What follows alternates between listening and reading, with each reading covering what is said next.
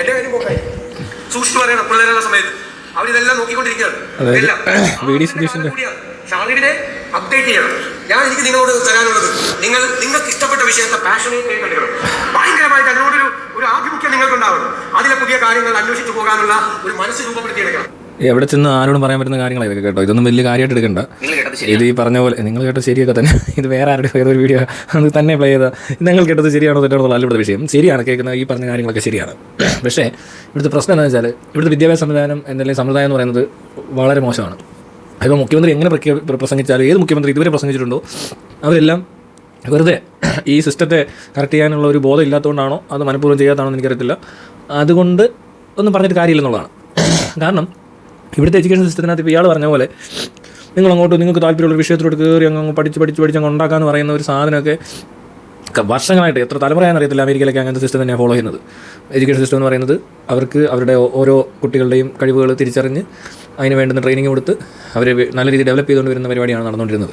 അത് ഇതുവരെ ഇവിടെ നടന്നിട്ടില്ല. പിന്നെ ഇവിടുത്തെ ഞാൻ ഇലക്ഷൻ എന്ന സമയത്ത് ഞാനൊരു കാര്യം കൂടെ പറഞ്ഞിട്ടുണ്ടായിരുന്നു. കേരളത്തിൽ ശരിക്കും പറഞ്ഞാൽ കേരളത്തിൽ നമുക്ക് മാറ്റാൻ പറ്റുന്ന ഒരു കാര്യം എന്ന് പറയുന്നത് 4 സിലബസ് ഉണ്ട്. നാലാമത്തെ വിട്ടേക്കാം.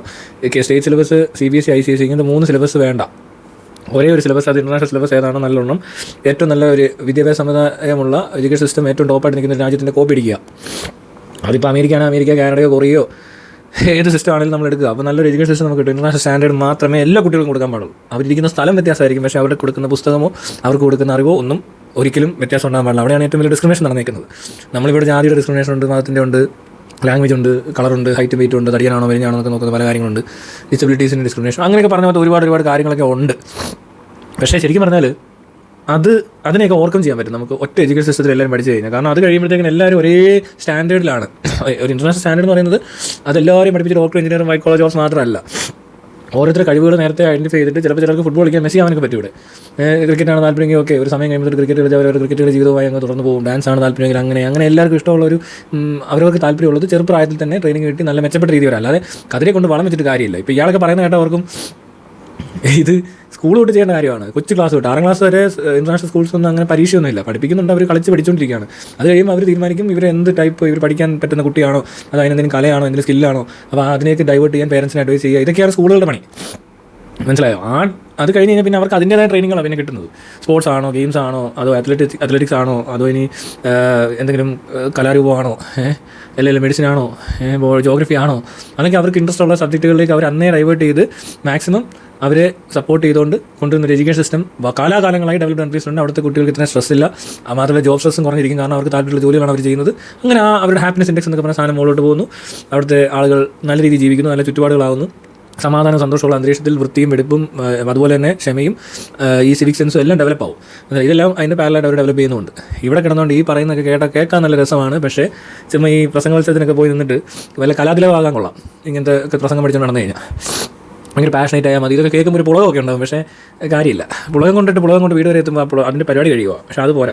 ഞാൻ പറയുന്നത് ഈ 3 സിസ്റ്റം മാറ്റി ഒറ്റ സിസ്റ്റം ആക്കുക, ഈക്വാലിറ്റി അവിടെ കൊണ്ടുവരിക. ഈ എഡ്യൂക്കേഷനകത്ത് ഒരു ഡിസ്ക്രിമിനേഷൻ ഉള്ളത് ഇങ്ങനെയാണ്. കാശുള്ളവൻ്റെ മക്കൾക്ക് എങ്ങനെയാണ് കൂടുതൽ പഠിക്കാൻ പറ്റുന്നത്? ICSE സിലബസ് ആ സ്കൂളിൽ പഠിക്കുമ്പോൾ അവരുടെ വിചാരം എന്താണ്? ഇത് കാശുള്ളതുകൊണ്ട് ആ കുട്ടിക്ക് കുറച്ച് ബുദ്ധി കൂടുതലാണ്, അതുകൊണ്ടാണ് അവനോട് പഠിക്കുന്നതാണോ? സ്റ്റേറ്റ് സിലബസിൽ എത്രയോ കുട്ടികൾ ICSE സിലബസ് പഠിപ്പിച്ചാൽ നല്ല രീതിയിലാവേണ്ടവരുണ്ടായി കാണും. അല്ലെങ്കിൽ CBSE എന്ന് പറഞ്ഞാൽ ഈ മിഡിൽ ക്ലാസ് എന്ന സാധനം എനിക്ക് മനസ്സിലായില്ല. അത് ഞാൻ പഠിച്ചിട്ടില്ല. സ്റ്റേറ്റ് സിലബസ് ICSE ഞാൻ പഠിച്ചതാണ്. ICSE സിലബസിൽ 6ാം ക്ലാസ്സിൽ പഠിച്ച സാധനം ഞാൻ 10 വന്നപ്പോൾ SSLC ICSE തോക്കുമെന്നുള്ളതുകൊണ്ട് സ്റ്റേറ്റ് സിലബസ് ചേർക്കുമ്പോൾ SSLC പരീക്ഷയ്ക്ക് ചെല്ലുമ്പോൾ 6ലും 7ലും ഒക്കെ പഠിച്ച ICSE ഈ പറഞ്ഞ പോലെ എന്തുകൊണ്ട് ഓരോ ടെക്സ്റ്റും നമുക്ക് കെമിസ്ട്രി, ഫിസിക്സ് ഒക്കെ മാത്സ് അടക്കം എല്ലാം ഈ പറഞ്ഞ 6ലും 7ലും പഠിച്ച സാധനം വന്നേക്കുന്നത്. അപ്പോൾ അതിനകത്ത് എനിക്ക് പരീക്ഷ എഴുതി പാസ്സാകാൻ എളുപ്പമായി. അപ്പോൾ ഞാൻ മനസ്സിലാക്കുമായിരുന്നു. അതിന് പ്രീ ഡിഗ്രി വരുന്ന സമയത്ത് അല്ലെങ്കിൽ ഡിഗ്രി വരുന്ന സമയത്തൊക്കെ നമ്മൾ 8ലും 9ലൊക്കെ പഠിച്ച സാധനമൊക്കെ ഈ +1 +2 അല്ലെങ്കിൽ പ്രീ ഡിഗ്രി അന്നത്തെ കാലത്ത് ആ സാധനമൊക്കെ ഉണ്ടാകുന്ന ഈ ഇതിൽ നമ്മൾ കാണുന്നത് പഠിക്കുന്നത് അതൊക്കെയാണ്. അത്രയും വ്യത്യാസമുണ്ട്. ഒരു 3-4 വർഷം പുറയിലാണ്. അപ്പോൾ ഇത് കഴിഞ്ഞിട്ട് പിന്നെ ഈ സ്റ്റേറ്റ് സിലബസ് പഠിച്ച പിള്ളേർ മെഡിസിനൊക്കെ എത്തുമ്പോൾ അവർ ഭയങ്കരമായിട്ട് സ്ട്രഗിൾ ചെയ്യും. അതേസമയം ICSE പഠിച്ചാൽ ഈസി ആയിട്ട് പാസ്സായി പോകും. അത് ബുദ്ധിയുള്ളതുകൊണ്ട് മാത്രമല്ല, നല്ലൊരു ട്രെയിനിങ് കിട്ടുമ്പോൾ ആ ഒരു ഏരിയയിൽ കുറച്ച് പേര് നല്ല ഈസി ആയിട്ട് അങ്ങ് കടന്നു പോകും. അതിൽ അവരുടെ ട്രെയിനിങ്ങും വേറെയാണ്, അവിടെ പിള്ളേർ അടിക്കുന്നില്ല, നല്ല അന്തരീക്ഷത്തിലാണ് പഠിക്കുന്നത്.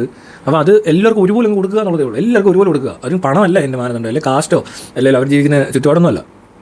പറമ്പിലിരുന്ന് പഠിക്കുന്ന കൊച്ചിനാണേലും ഈ പുസ്തകം അല്ലാതെ ഒരു സാധനം കിട്ടുന്നത്. പുസ്തകം ഇപ്പോൾ ഇല്ല, എന്നാലും പുസ്തകമൊക്കെ ഉണ്ടാവും. പക്ഷേ എന്നാൽ പറഞ്ഞാൽ ഞാൻ പറയാം, എന്താണോ ഇൻഫർമേഷൻ കൊടുക്കേണ്ടത്, എന്താണോ ടെസ്റ്റ് ചെയ്യേണ്ടത്, എന്താണോ അയാളുടെ ഗ്രോത്തിന് ആവശ്യമുള്ളത്, അത് ഏറ്റവും നല്ല ക്വാളിറ്റിയിലുള്ള കൊടുത്തു കഴിഞ്ഞാൽ ചിലപ്പോൾ നമ്മൾ ഉദ്ദേശിക്കുന്ന കൂടുതൽ ക്വാളിറ്റി പ്രോഡക്റ്റ്സ് ഉണ്ടാവും. അങ്ങനെ ആരോടും പ്രത്യേകം എടുത്ത് പറയുന്നുണ്ട് നിങ്ങളുടെ പാഷനൊക്കെ അവിടെ തന്നെ നോക്കാനുള്ള പ്രാപ്തി അവർക്കുണ്ടാവും. ഇങ്ങനെ ഒരു മുഖ്യമന്ത്രി വന്നെന്ന് പറയേണ്ടി വരത്തില്ല. മനസ്സിലാകുന്നുണ്ടോ? അപ്പോൾ ഈ സിസ്റ്റമൊക്കെ മാറ്റണമെന്നുണ്ടെങ്കിൽ അത്രയും ചെയ്താൽ മതി. അതൊരു വലിയ കാര്യമൊന്നുമല്ല. ഒരു ടെക്സ്റ്റ് കോപ്പി അടിക്കുക എന്ന് പറഞ്ഞാൽ അവിടെ നിന്ന് മേടിച്ചിട്ട് അതിലൂടെ ഫോട്ടോ കോപ്പി എടുത്താൽ മതി. എന്നിട്ട് അവിടുത്തെ ട്രെയിനിങ് എങ്ങനെയാണ് നോക്കി പഠിച്ച ആൾക്കാരെ ഇവിടെ റിക്രൂട്ട് ചെയ്യുക. അല്ലെങ്കിൽ ഇൻ്റർനാഷണൽ സ്കൂൾസിൽ നിന്ന് ഒരുമിച്ച് വന്നിട്ടുള്ള ടീച്ചർമാരെയൊക്കെ ഇരുത്തിക്കൊണ്ട് സിലബസ് ഡിസൈൻ ചെയ്യുക. എഡ്യൂക്കേഷൻ സിസ്റ്റത്തിനകത്ത് വരുന്ന മാറ്റങ്ങൾ, ട്രെയിനിങ്ങിലുള്ള മാറ്റങ്ങൾ, സമീപനം, അല്ലെങ്കിൽ സബ്ജക്ട്സിലുള്ള എന്തെങ്കിലുമൊക്കെ ഉണ്ടെങ്കിൽ അത് വളരെ സിമ്പിളാണ്. ഒരു കുറച്ച് നാൾ കൊണ്ട് ഇതൊക്കെ മാറ്റിയെടുക്കാൻ പറ്റും.